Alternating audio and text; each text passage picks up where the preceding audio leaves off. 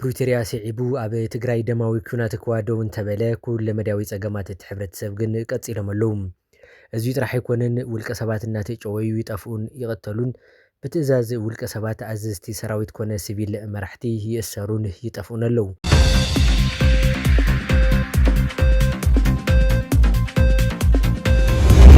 ሓደ ወጻእተኛ ዝጸሓፎ ትንተና ንመንግስቲ ኤርትራ ኣቆጢዑሎም።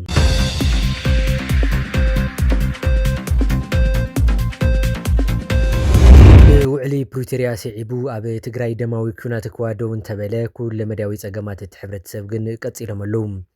እዙይ ጥራሕ ኣይኮነን ውልቀ ሰባት እናተጨወዩ ይጠፍኡን ይቐተሉን ብትእዛዝ ውልቀ ሰባት ኣዘዝቲ ሰራዊት ኮነ ሲቪል መራሕቲ ይእሰሩን ይጠፍኡን ኣለዉ። ቅድም ኢሉ ዝነበረ መጭወይትን ማእሰርትን ውልቀ ሰባት ኣብ ተቃዋምቲ ውድባት ብሓፈሻ ምስቲ መራሒ ሓይሊ ዝጻብኡ ጠመተ ዝገበረ እዩ ነይሩ። ካብ ቀረባ እዋናት ንዳሕር ግን ቀንዲ ተሓለቕቲ እቲ መሪሑ ውድብ ዝነበሩ ኣንቃሕቲ ከይተረፈ ክእሰሩን ድሃዮም ክጥፍእን ጀሚሩ ኣሎ። እዚ ብውዕሊ ዘይተፈለጠ ዕላማ ዘለዎ ተግባራት ናበይ የምርሕ ኣብ ከይዲ ዝረአ ኮይኑ ኣብ ትግራይ ዘሎ መሪሕነት ምስ ኣብ ኣዲስ ኣበባ ዘሎ መንግስቲ ብምጽባዕ ብኣንጻሩ ኣብ ኤርትራ ምስ ዘለዎ መንግስቲ ስጡም ርክብ ይገብረሉ እናተባሃለ ኣብ ዝግለጸሉ ግዜ እቲ ኣብ መንጎ ክልቲኦም ሓይልታት መቅርራብ ኣብ ምፍጣር መሪሕ ግደ ዝተጻወተ ኣክቲቪስት ኣብ ቀይዲ ውዒሉ ከም ዘለዎ መግወሑ ኣዘራራቢ ኮይኑ ኣሎ። እቲ ብርሃነ ገብረ ጊዮርጊስ ዝበሃል ኣብ ማሕበራዊ ሚድያ ንሕወሓት ብምድጋፍ ዝጽሕፍን ዝትንትንን ውልቀ ሰብ ኣብ ትግራይ ተታሒዙ ናበይ ከም ዝተወሰደ ዘይምፍላጡ ንብዙሓት ኣገሪሙ ኣሎ። እቲ ውልቀ ሰብ ነቲ ብኣቶ ጌታቸው ረዳ ይምራሕ ዝነበረ ግዝያዊ ምምሕዳር ትግራይ ይነቅፍ ዝነበረ ኮይኑ ጽምዶ ዝብል ምሕዝነት መንግስቲ ኤርትራን ውድብ ሕወሓትን ኣብ ምጅማር ቀዳማይ ግደ ዝነበረ እዩ። ኣቶ ብርሃነ ገብረ ጊዮርጊስ ብመንን ብኸመይን ከም ዝተኣሰረ ወይ ከም ዝተወሰደ ብዕሊ ዘይተገለጸ ኮይኑ ካብ ከተማ ሽረ እንዳስላሴ ከም ዝተወሰደ ግን ተገሊጹ ኣሎ። ቅድም ክብል በዓለሙያ ካሜራ ፊልሙን ካብ መቐለ ምስ ተወሰደ ንሓያሉ ኣዋርሕ ብዘይድሃይ ከም ዝተረፈ ዝፍለጥ ኮይኑ ኣብ ቀረባ ወታደራዊ ኣዛዚ ጉዕሽ ገብረ ንመዓልታት ድሃይ ኣብ ዘይነበረ ኩነታት ድሕሪ ምጽናሕ ምስ ስድራ ቤቱ ንክራኸብ ከም ዝተገበረን ቁጽሮ ቤት ፍርዲ ከም ዝተዋሃቡን ተገሊጹ ኣሎ። ኣብዚ ሕጂ እዋን ኣብ ትግራይ ዳርጋ ኣይሰላም ዝኾነ ኩነታት እዩ ዘሎ። ሕብረተሰብ ስጋኣት ስለ ዘለዎ ኣብ ባንኪ ዘሎ ገንዘቡ ኣብ መውፃእን ቀለብ ኣብ ምኽዛንን ዝተጸመደ ኮይኑ መስዩ ብዝወግሐ ቁጽሪ እንታይ ከም ዝፍጠር ብዘይ ምፍላጥ ይነብር ኣሎ። ኣብዚ እዋን ልዕሊ 2 ሚልዮን ህዝቢ ትግራይ ህጹጽ ሓገዝ ዝጠልብ ኮይኑ ኣብ ዝተፈላለዩ ከባቢታት ተዓቂቦም ዝርከቡ ካብ ምዕራብ ትግራይ ዝተፈናቀሉ ሰባት ዝያዳ ኣብ ዝሓሰመ ኩነታት ይርከቡ። እዚ ክፉእ ኩነታት ኣብ ዘይተኣለየሉ ጽዕንቶ ዝፈጥሩ ውልቀ ሰባት ምጭዋይ ንጋዜጠኛታት ምርዓድን ዝመሳሰሉን መዓልታዊ ተግባራት ትግራይ እናኾኑ ይኸዱ ኣለዉ።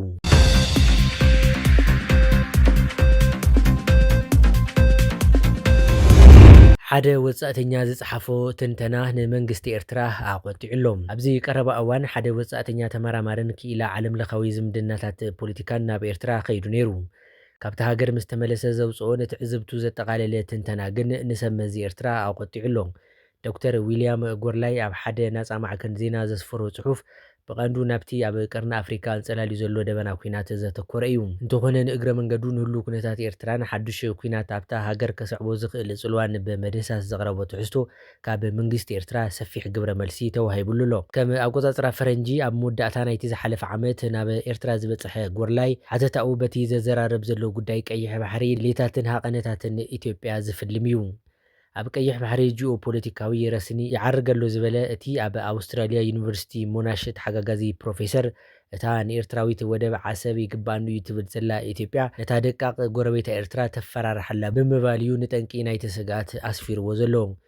መራሕቲ ኢትዮጵያ ኣብ ዝሓለፈ ዓመት ዘበገስዎ ጉዳይ መሰል ተጠቃምነትን ዋንነትን ኣፍደገ ባሕሪ ኣብ መንጎ ኣዲስ ኣበባን ኣስመራን ከቢድ ወጥሪ ኣስዒቦ ምህላው ይፍለጥ።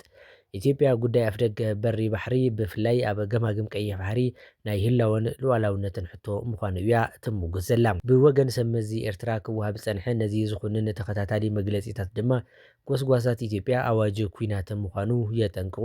እቲ ተመራማሪ ኣብ ትዕዝብቱ ነበርቲ ኣስመራ ብዛዕባ እቲ ዘንጸላሉ ዘለዎ ሓደጋ እኹል ኣፍልጦ ከም ዘይብሎም ብምግላጽ ርእቶታቶም ክቡ ናጽነት ከም ዘይብሎም ይጠቅስ። ኣብ ጎደናታት ናይታ ኣብዚ ቀረባ እዋን ዝበጻሕኽዋ ርእሰ ከተማ ኤርትራ ዝኾነት ኣስመራ ግብረ መልሲ ህዝቢ ዕቡስ እዩ ሚድያ ኣብቲ ትሕቲ ፍጹም ምቁጽጻር መንግስቲ ዝኣተወ እዩ። ስለዚ ብዛዕባቶም ምዕባለታት ዝፈልጡ ኣዝማሪኖታት ብዙሓት ከይኮኑ ይኽእሉ። ዋላ እኳ ኤርትራውያን ተቐበልቲ ጋሻን ካብ ጽምዶ ድሕር ዘይብሉን ኮይኖም እንተረኸብክዎም ኣብ ትሕቲ እቲ ኣብ ኣፍሪቃ ኣዝዩ ጨቋኒ ምሕደራ እዮም ዝርከቡ።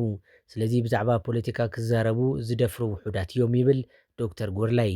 እቲ ሓደ ካብቶም ኣብ ኣህጉር ኣፍሪቃ ዲሞክራስያውን ቁጠባውን ለውጢ ከምጽኡ እዮም ተባሂሎም ብኣሜሪካዊ ምምሕዳር ቢል ክሊንተን ዝተናእዱ መራሕቲ ዝነበረ ፕሬዚደንት ኢሳያስ ኣፈወርቂ ደቡባዊ ኩናት ኤርትራ ኣብ 1998 ድሕሪ ምውልዑ ዝብድህዎ መራሕትን ተቃወምትን ከምኡውን ጋዜጠኛታት ብምእሳር ናብ ምልኪ ገጹ ከም ዘምርሐ እዩ እቲ ዘ ኮንቨርሴሽን ዝተባህለ ማዕከን ዜና ዘውፅኦ ትንተና ዘመላኽት።